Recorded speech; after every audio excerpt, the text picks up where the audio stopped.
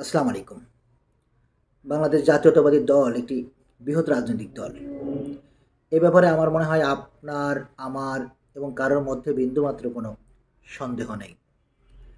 তাই বলে আপনি আগামীতে ক্ষমতায় আসছেন কিংবা বিপুল ভোটে আপনি নির্বাচিত হবেন, এইটা ভাবার কোনো অবকাশ নেই।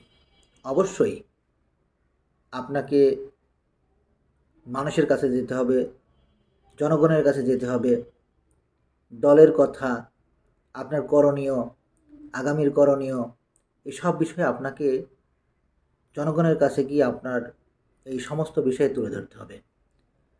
দেখুন, বর্তমান বাংলাদেশ জাতীয়তাবাদী দল একটি বৃহৎ রাজনৈতিক দল হলেও বাংলাদেশে কিন্তু বহু এখন মেরুকরণ চলছে।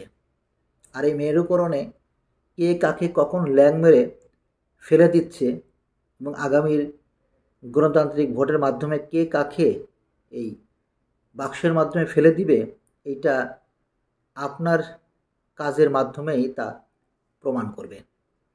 সুতরাং আপনি যে পদেই থাকুন না কেন, আপনি যেই পদই বহন করুন না কেন, অবশ্যই আপনার নিজ দায়িত্ব থেকে আপনার যে দায়িত্ব সেটা সঠিকভাবে পালন করবেন।